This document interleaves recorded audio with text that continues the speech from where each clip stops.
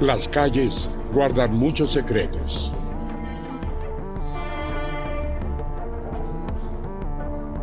Desde callejones en el corazón de Londres hasta el camino rural más tranquilo, todos han sido testigos de crueldad, violencia, celos y desesperación. Han visto crímenes pasionales y asesinatos a sangre fría. Han visto a asesinos escapar y asesinos llevados ante la justicia. En esta serie, investigaremos los crímenes más notorios y los misterios intrigantes. Historias de hombres y mujeres que matan, de la policía que los persiguió y de las víctimas que se quedaron atrás. De los archivos de Scotland Yard y mucho más allá. Esta es la oscura historia de nuestras calles. Mapas de asesinatos, presentado por Nicholas Day.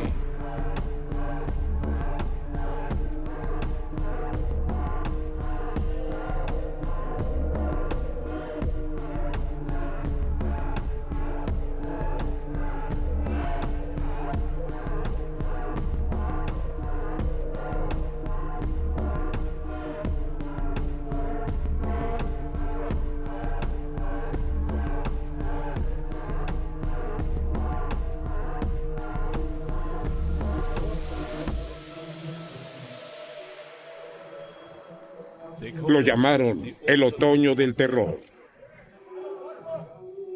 En los últimos meses de 1888, alguien estaba asesinando mujeres en las calles de Londres. Un asesino que golpeó con terrible violencia antes de desaparecer en la noche. Un asesino que eludió lo mejor de la comisaría Scotland Yard. Un asesino apodado por la prensa como Jack el Destripador. Primero, había sido Polly Nichols, una madre de 5 hijos de 43 años. Su cuerpo había sido descubierto en la calle el 31 de agosto. 8 días después, encontraron el cuerpo de Annie Chapman. Ella había sido la esposa de un cochero. Tenía aspiraciones de clase media para sus hijas. Pero su vida había sido destruida mucho antes de su asesinato por el alcohol. Y como Polly, su cuerpo había sido cruelmente mutilado después de la muerte. Lo que me fascina de estos asesinatos es lo que nos dice acerca de los individuos. Estas no son víctimas anónimas y sin rostro. Es algo donde, desde el principio, la gente hablaría de eso porque son conocidas. En realidad, había un cierto grado de culpabilización de las víctimas, donde se creía que estas mujeres eran responsables de sus propios fracasos en la vida, porque eran indolentes, porque eran carentes de moral. Así que, naturalmente, esta es la consecuencia de lo que obtienes por ser así. Un asesinato repugnante. Los homicidios de Jack el Destripador fueron de los primeros casos de frenesí mediático. A la prensa le interesaba jugar con los horrores de la muerte de Lily, porque eso vendió periódicos. Escribirían artículos explicando la oscuridad, los peligros, el terror del extremo oeste de Londres. Lo que esta serie de asesinatos hizo fue llamar la atención del establecimiento. Y la gente vino a visitar el extremo oeste para ver por sí mismos lo que estaba pasando.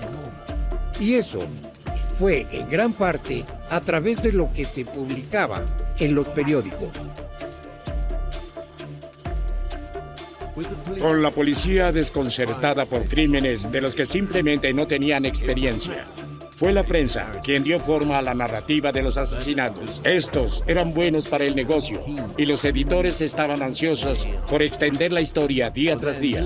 Para sus millones de lectores, los periódicos se convirtieron en la autoridad sobre lo que sucedía en Whitechapel y confiamos en esos mismos informes hoy.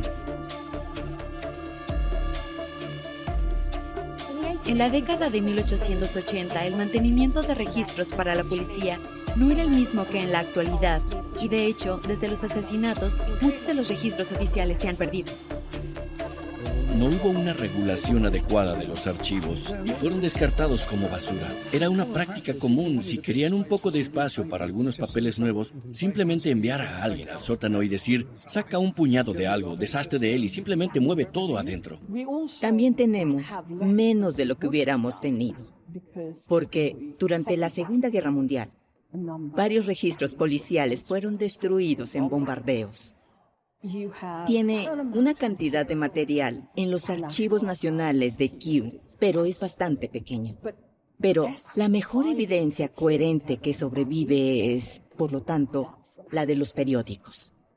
Tenemos que tener mucho cuidado, porque hubo muchas inconsistencias en estos informes de prensa. En parte porque la policía guardó silencio en el momento de los asesinatos, que no revelaron mucho a la prensa.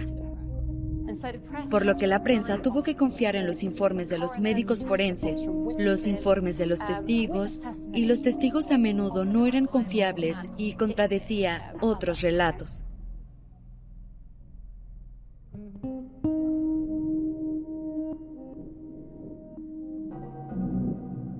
En ninguna parte, esa lente distorsiona más que cuando se trata de las mujeres asesinadas ese otoño. Para algunos en la prensa, eran mujeres caídas que de algún modo conspiraban por sus propias muertes y que merecían esos destinos.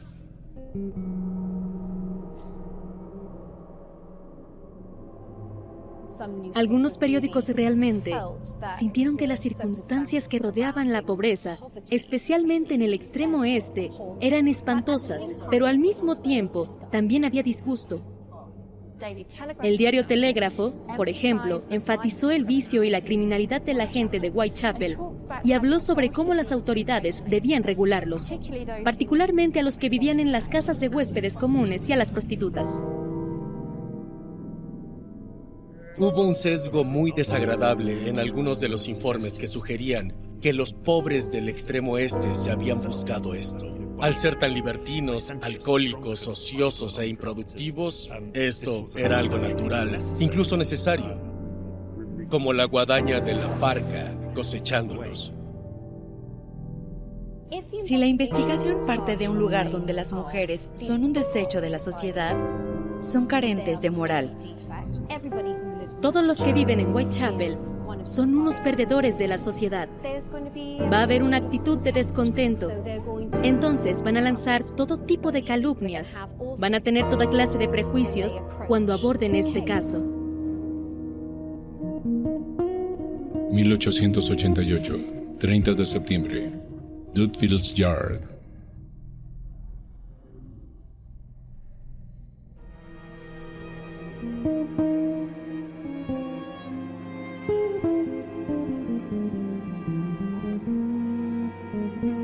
Louis Dimchut era un vendedor ambulante.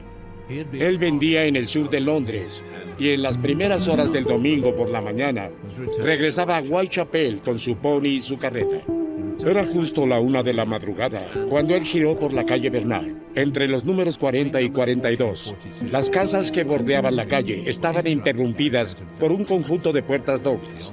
Más allá de ahí estaba Dudville's Yard. Dimchut guió a su pony al estrecho patio. Hacia el final del patio, la luz aún brillaba desde las ventanas del club social, donde Dimchut era un mayordomo. Pero justo al lado de las puertas, estaba completamente oscuro. De repente, su pony se espantó. Dimchut lo instó a continuar, pero la criatura se negó a enderezarse. Fue entonces cuando Dimchut la vio. En este punto, el caballo se espantó con este bulto tirado en la entrada. Mirando hacia abajo, el hombre extendió su látigo y lo empujó. Llevando el caballo y el carro más adentro del patio, se bajó y regresó, y encontró a la mujer tirada ahí, con la garganta cortada.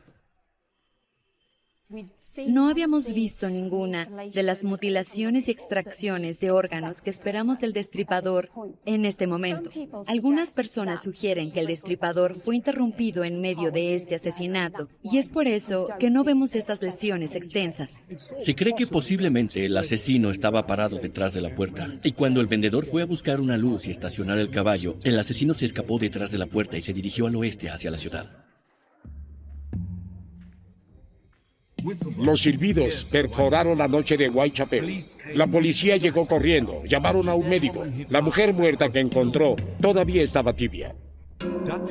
Dudfield's Yard fue acordonado y sus cabañas registradas, pero mientras la policía buscaba pistas en el área, a menos de una milla de distancia, otro descubrimiento pronto envió a los hombres corriendo a través de la noche. Se había encontrado un segundo cuerpo.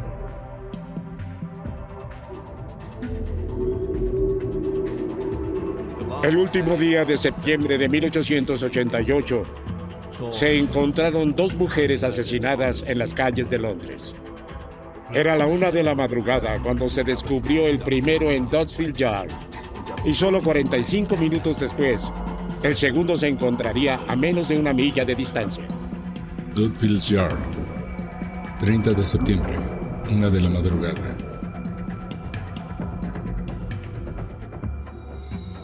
Plaza Mitre, 1:45 de la madrugada. A la 1:45 de la mañana, el agente de policía Edward Watkins estaba dando vueltas en Mitre Square. Llevaba patrullando casi 4 horas y ya había pasado por allí más de una docena de veces. La solitaria luz de gas en la plaza tenía una falla.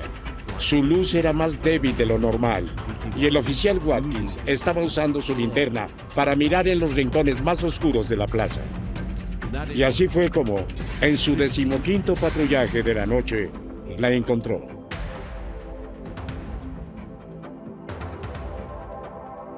Le cortó la garganta y el rostro. Faltaba la punta de la nariz. La habían desgarrado desde la vagina hasta el esternón, las entrañas levantadas y caídas sobre un hombro, y se ha extraído un riñón. Este cuerpo fue claramente atacado con ira y con un intento muy decidido de hacer daño, de cortar, de humillar. Parece sorprendente que, dado que Whitechapel para entonces estaba repleto de policías y detectives que buscaban al homicida, ¿cómo carajo pudo matar 2 veces en la misma noche? Este fue también el único lugar del asesinato que en realidad estaba bajo la jurisdicción de la policía de la ciudad de Londres, en lugar de la policía metropolitana. Habría sido muy fácil para el asesino haberse escabullido de la calle Bernard a la ciudad. Debemos recordar que en lo que respecta a la policía se trataba de 2 fuerzas separadas. Los poderes policiales se detuvieron en el límite. De hecho, tiene más sentido para él mudarse a otra área porque la policía de esa área debe ser informada de lo que sucedió. Así que todo juega a su favor al cruzar el límite. A pesar del vigilante de turno en un almacén de enfrente, a pesar de los patrullajes regulares del oficial Watkins, nadie había oído nada. Pero mientras la policía registraba el área cercana a la calle Goulston, se hizo otro descubrimiento. Desechado en una puerta, había un gran trozo de material. Había sido rebanado del delantal de la mujer que yacía en la Plaza Mitre y estaba manchado de sangre. Justo encima del trozo del delantal, en el marco de la puerta pintado de negro, alguien escribió un mensaje.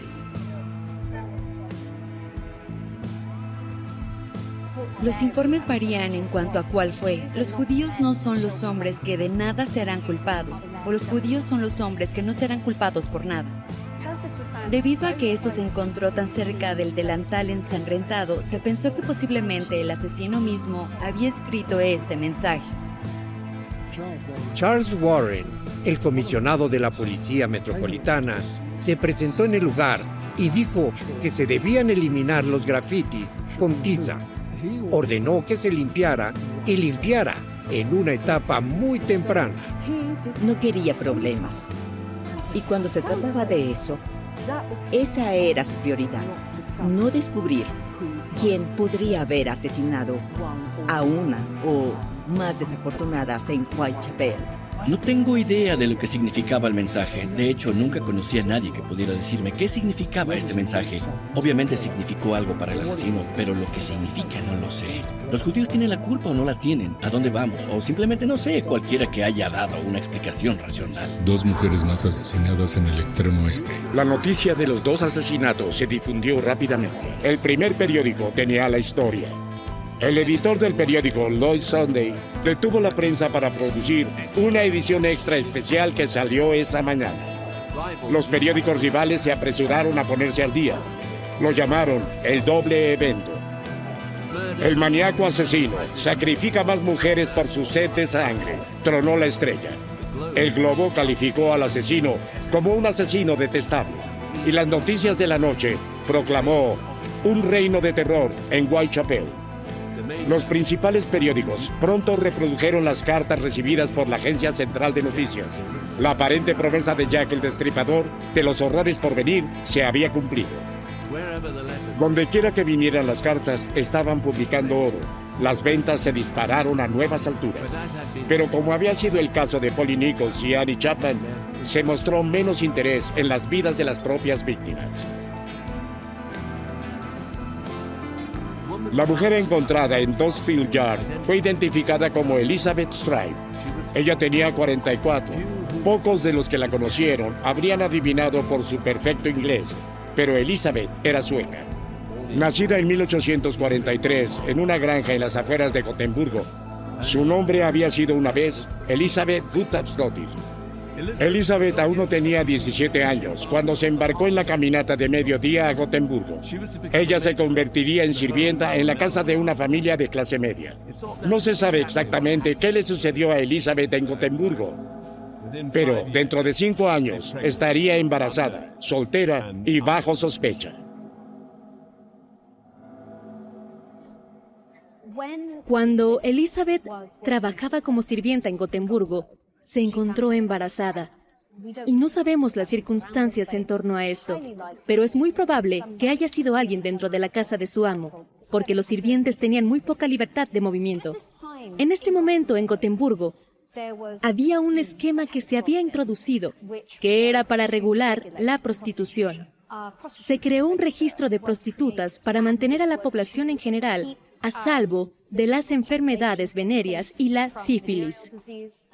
Ahora, cualquier mujer sospechosa de ser prostituta, es decir, mujeres solteras que estaban embarazadas, amantes de hombres, también se incluyeron en este registro. Elizabeth ingresó en los registros de prostitución y tuvo que ser examinada regularmente para detectar enfermedades de transmisión sexual. Y a los 7 meses de embarazo se descubrió que había contraído sífilis y abortó a su bebé. Finalmente Elizabeth consiguió un nuevo puesto y su nombre fue eliminado del registro. Pero la humillación pública no podía olvidarse tan fácilmente. Tal vez por eso decidió irse. En 1866, Elizabeth abordó un barco rumbo a Inglaterra. Ella no tenía intención de volver. En Londres, Elizabeth encontró trabajo como sirvienta. Con el tiempo, también encontró marido, un carpintero llamado John Stride. Aunque su matrimonio sería problemático, la muerte de John en 1884 pareció romper algo en Elizabeth. Los últimos años de su vida se vieron empañados por arrestos por prostitución, alcoholismo y lenguaje obsceno.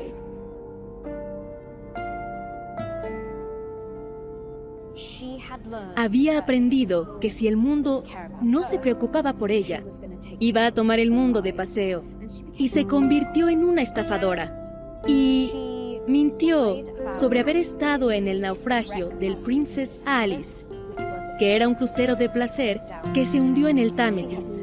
Ella había mentido a otra mujer, que pensó que Elizabeth era su hermana. Ella había mentido acerca de tener un accidente industrial en una lavandería en la que había trabajado. Todo esto para tratar de sobrevivir y ganarse la vida.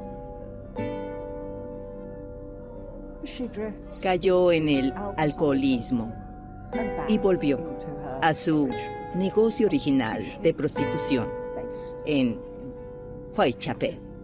Para alguien que había pasado por el trauma que experimentó en Suecia, estar en la prostitución, haber contraído sífilis, haber tenido un aborto espontáneo y tener que volver a esta línea de trabajo después de todos estos años de no estar en ella,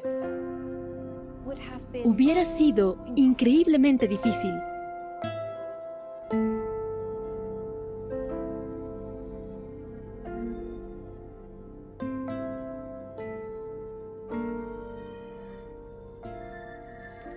Se desconocen los movimientos finales de Elizabeth. El 29 de septiembre de 1888, en algún momento comió papas, pan y queso. Adquirió una rosa roja que estaba clavada en su pecho y algunos dulces pequeños o anacardos para refrescar su aliento. Pero exactamente dónde fue Elizabeth o a quién conoció son misterios.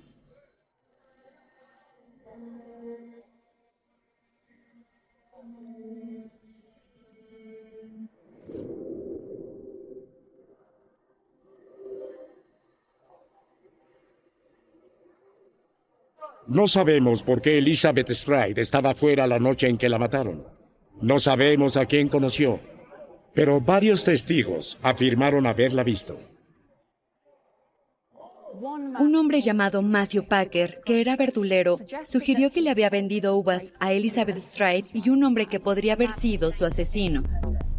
Aunque no se presentó hasta unos días después del asesinato y siguió cambiando su historia. Hubo otros hombres esa noche que afirmaron haberla visto con un hombre que la estaba besando y abrazando. Y el agente de policía Smith la vio aproximadamente a las 12:30 con un hombre con un sombrero y un abrigo oscuro. Había muchas declaraciones de testigos que no se pueden verificar. Este es el problema. Mucha gente cree haber visto a Elizabeth Stride, pero en realidad no hay pruebas de que lo hayan hecho o no. Uno era de Israel Schwartz, que no hablaba nada de inglés, pero creía haber visto a dos personas discutiendo cerca de Dutfields Yard, y el hombre había empujado a una mujer que creía que era Elizabeth Stride a la carretera. Sin embargo, se asustó y se escapó bastante rápido antes de que pudiera determinar algo. ¿El hombre que Schwartz vio era Jack el Destripador? ¿O el asesinato de Elizabeth estaba completamente desconectado de los otros casos?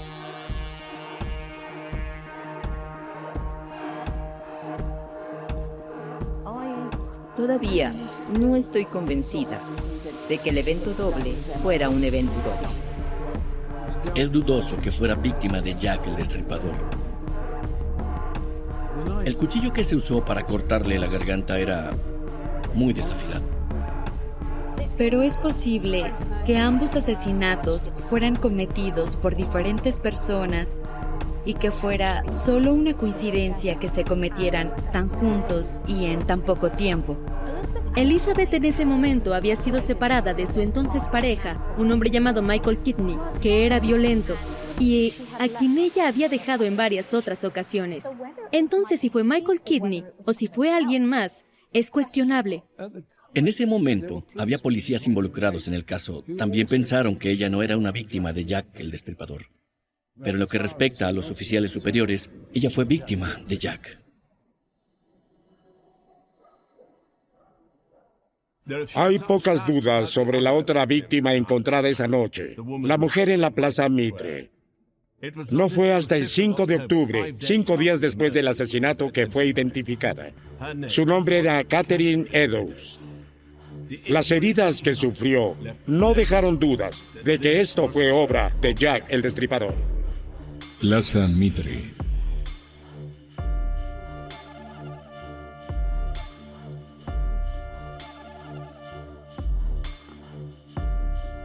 En cierto modo, la lluvia mató a Catherine Eddowes. Todos los veranos, miles de londinenses abandonaban la ciudad y se dirigían a la cosecha de lúpulo en Kent. Era una oportunidad para ganar un poco de dinero extra, y con el alojamiento y la cerveza incluidos, era lo más parecido a unas vacaciones que tendrían. Como tantos otros, Catherine Eddowes dejó Londres en agosto de 1888 y se fue a buscar trabajo en el campo. Como tantos otros, iba a estar decepcionada.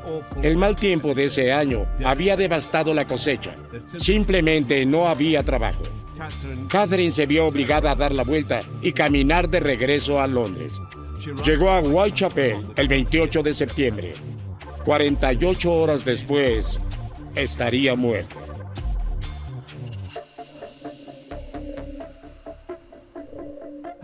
Su vida la había llevado por todo el país. Nació en Wolverhampton, pero la vida entre las fábricas del Black Country no era para ella. En 1862 conoció a un vendedor ambulante llamado Thomas Conway. quien rápidamente le llamó la atención.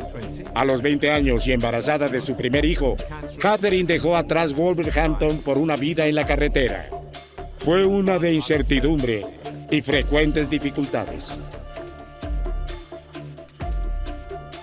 No se casó con Thomas Conway, no lo creemos, pero tuvo hijos con él y estuvo con él durante 20 años.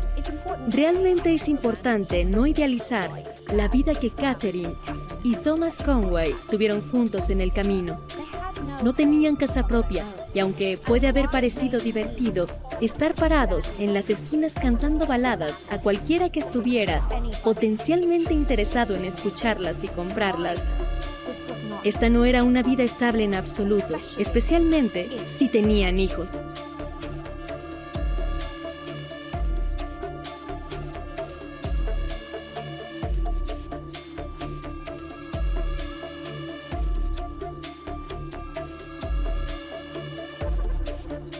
La pareja perdió una hija en 1869 y un hijo 10 años después. Thomas Conway se puso violento y Catherine empezó a beber. En 1881, la pareja se separó definitivamente. Catherine se relacionó con otro hombre, John Kelly, cuyo amor por la bebida coincidía con el suyo. Fue Kelly quien en 1888 había acompañado a Catherine a Kent para la cosecha. Después de regresar a Londres, la pareja pasó gran parte de ese fin de semana de finales de septiembre bebiendo.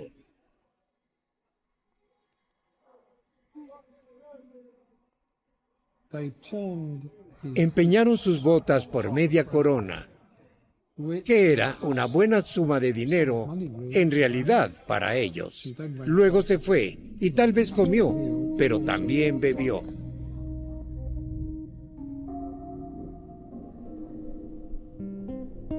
La encontraron alrededor de las 8:30 de la noche. La llevaron a la comisaría de policía de Bishopgate, donde la dejaron en las celdas para que durmiera y la liberaron alrededor de las 12:30 de la mañana. Todavía estaba muy ebria en ese momento, pero exigió su liberación y la enviaron a la noche, donde deambuló un poco, muy probablemente buscando a John. Y a donde había ido, no hay absolutamente ninguna evidencia de que Catherine fuera una prostituta. Sus amigos, su familia, insisten en que ella no era una prostituta.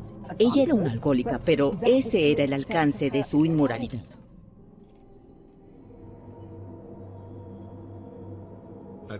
A la 1:35 de la mañana, 3 hombres salían del Club Imperial en la calle Duke cuando vieron a una mujer y a un hombre parados juntos en un pasillo que conducía a la Plaza Mitre.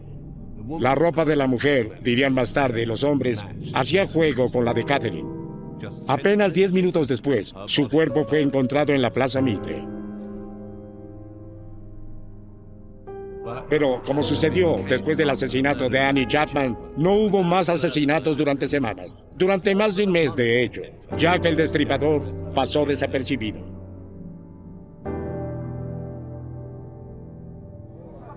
El patrón con los asesinos en serie tiende a ser que escalan en términos de violencia, en términos de que los intervalos entre los asesinatos se acortan, pero a veces los asesinos se detienen por un tiempo y muchas veces esto se debe a falta de oportunidad. Después del doble evento había más policías en las calles y hubiera sido mucho más difícil para él cometer un asesinato en este momento. Además, si nosotros seguimos la teoría de que él mató a Elizabeth Stride, pero fue interrumpido a la mitad del asesinato, pudo haber estado asustado por esta experiencia y por lo tanto quería ser más cauteloso después de esto. Los asesinatos del extremo este. Veredicto de la Plaza Mitre. Detectives tras una nueva pista. Otro horrible descubrimiento en Londres. A medida que pasaban las semanas, los periodistas se volvieron más desesperados por nuevos ángulos. ¿Era el destripador judío? ¿Médico? ¿Loco? ¿O las tres cosas?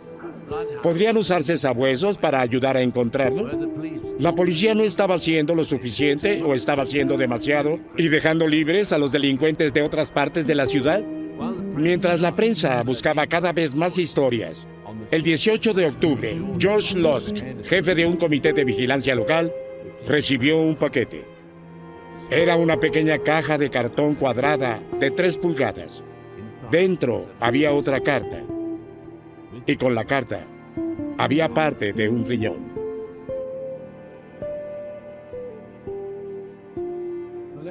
La carta está dirigida desde el infierno y dice: Señor Lusk, le envió la mitad de un riñón que le quité a una mujer y lo preservé para usted. La otra pieza la freí y la comí. Fue muy agradable. Puedo enviarte el cuchillo ensangrentado que lo sacó si esperas un poco más. Firmado, atrápeme cuando pueda, señor Lusk. Se ha discutido mucho sobre este riñón. ¿Fue un engaño estudiantil como pensó el señor Lusk? ¿O fue el riñón de Catherine Eddowes? En aquellos días no había una prueba para diferenciar la sangre humana de sangre animal. Por ejemplo, entonces, ¿qué tan buena es la identificación de un riñón humano, en primer lugar? Y en segundo lugar, un riñón humano que proviene de Catherine Eddowes. Realmente no lo sabemos con certeza. La otra cosa interesante, más allá del riñón, es el hecho de que no estaba firmado por Jack el Destripador. Así que si este era el riñón de Catherine Eddowes y era una carta del Destripador, estaba haciendo una declaración interesante aquí. El asesino estaba haciendo una declaración diciendo que no soy Jack el Destripador. Este es un nombre que no he creado yo mismo. Ya sea que la carta fuera real o el trabajo de otro periodista emprendedor, ningún nuevo asesinato vino después. Las últimas semanas de octubre transcurrieron y noviembre comenzó sin incidentes. La gente de Whitechapel debe haber esperado que el otoño del terror hubiera terminado. Plaza Mitre, septiembre 1888. Octubre, noviembre, Miller's Court. Día 9.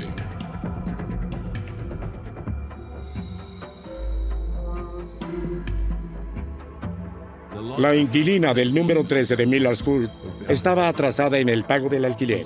Ella había tomado la habitación 8 meses antes, pero en noviembre tenía 29 chelines atrasados.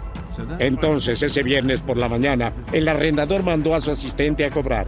Miller's Court era poco más que un callejón, flanqueado por cabañas de trabajadores y baños públicos. La número 13 era una habitación individual apenas más grande que la cama de adentro. Alrededor de las 10:30 de esa mañana, Tommy Borger llamó a la puerta del número 13. Nadie respondió. Fue a la ventana. Un cristal roto que se dejó sin reparar y se rellenó con un trapo para protegerlo del frío. Borger extendió la mano y apartó la cortina de muselina. Lo que vio en la diminuta habitación lo hizo salir corriendo del patio.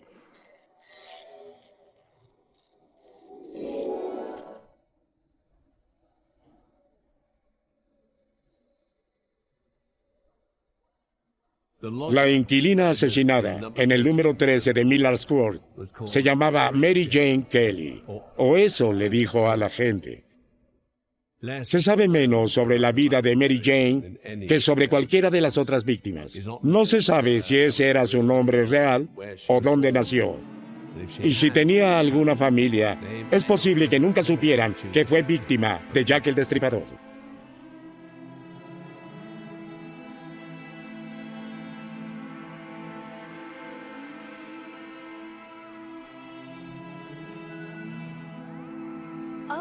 De las 5 mujeres, Mary Jane Kelly es el mayor enigma. Simplemente no sabemos mucho sobre ella.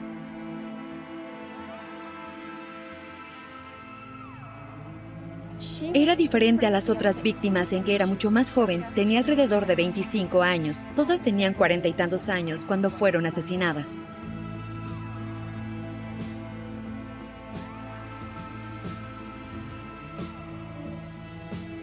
Hay todo tipo de historias sobre su origen irlandés, su matrimonio y cosas por el estilo, y muchas de ellas no se pueden confirmar.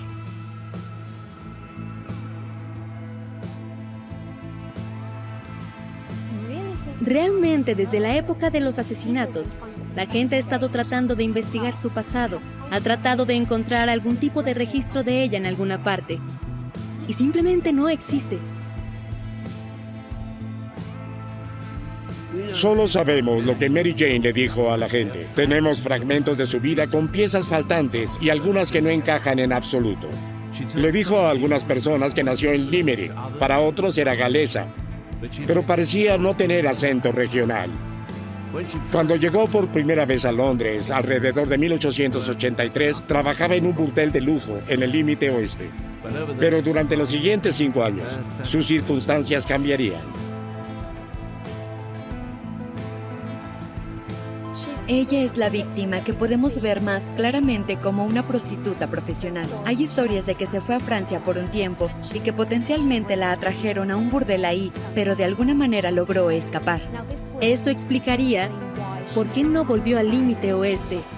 No volvió a Knightsbridge porque se escondía de las personas que la habían traficado.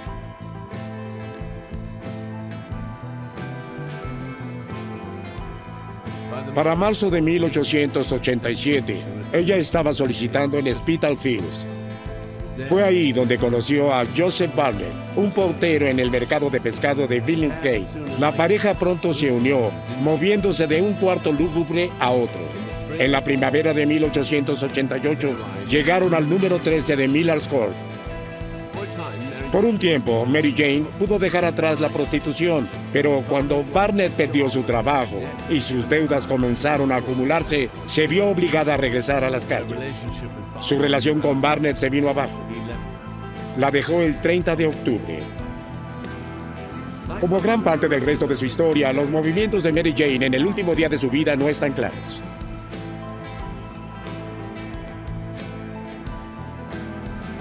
La noche del asesinato, Kelly estaba en la vía principal junto a la iglesia de Cristo, Pitfields, buscando clientes. Gran parte de su clientela habrían sido marineros que entraron por los muelles de St. Catherine. Ella habría ejercido su oficio desde muy temprana edad en las tabernas y bares de la zona. Ella tomaba a uno y lo llevaba a su habitación. Y después de entrar, se le escuchaba cantar. Se deshacía del cliente muy rápido y volvía a la calle. Hay muchos testigos que se adelantaron y dijeron que vieron u oyeron cosas esa noche y creían haber visto a Mary Jane con varias personas. Hubo personas que incluso pensaron que vieron a Mary Jane Kelly después del tiempo en que se suponía que había muerto. Alrededor de las 4 de la mañana se escuchó un sutil grito de asesinato. Gritos como este eran comunes en la zona, y cuando se escuchaba el grito simplemente se ignoraba. En la privacidad de la habitación de Mary Jane, el asesino se entregó al máximo a su odio hacia las mujeres. El nivel de sangre hizo que incluso los periodistas sensacionalistas se detuvieran. Pero solo brevemente. Para el domingo siguiente, los periódicos nacionales detallaban cada corte y puñalada del cuchillo del destripador. Por una vez, se puede decir que no hubo exageración en sus terribles informes. Otro horrible asesinato en Whitechapel. Una mujer terriblemente mutilada. Una quinta mujer ya estaba muerta. Pero la policía aún estaba cerca de encontrar al hombre responsable. El temor era que siguiera matando hasta que lo atraparan. Pero después de los horrores de Miller's Court, pasaron semanas, luego meses, luego años. Todavía había asesinatos violentos en Whitechapel como en otros lugares. Y los periodistas intentarían mantener la historia, vinculando nuevos crímenes con viejos horrores. Cuando los asesinos en serie no son atrapados y dejan de asesinar, puede haber varias razones para ello. Puede ser porque han muerto o se han suicidado. Puede ser que se hayan mudado o cambiado de modus operandi. Puede ser que hayan sido encarcelados por otro crimen. Es posible que Jack se haya detenido. Con el brutal asesinato de Mary Kelly, ha logrado todo lo que quiere hacer con el cuerpo de una mujer. No puede hacer nada más de lo que ya haya hecho. Y ese asesinato de Mary Kelly puede haber sido la culminación de sus ambiciones.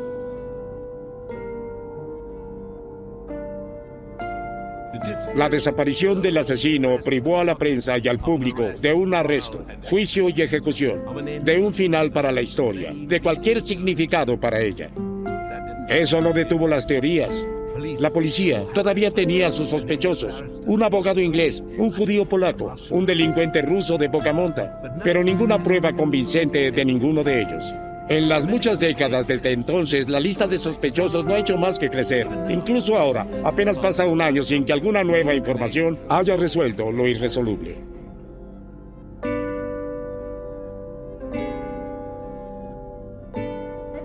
No creo que nunca sepamos realmente su identidad y existe la sensación de que esto lo hace más atractivo. Debido a que la imagen es incompleta, la gente piensa que la solución debe estar en los informes policiales o en los informes de prensa. Si tan solo pudiéramos mirarlo más detenidamente. Aprovecha nuestra fascinación por los misterios de homicidios, así como este tipo de fantasmas que parecen ser casi innatos. Partes de la falta de humanidad de esta gran fuerza brutal que es la ciudad. Porque no sabemos nada de él y no sabemos nada de él. Él puede ser tan imaginativamente creativo como quieras.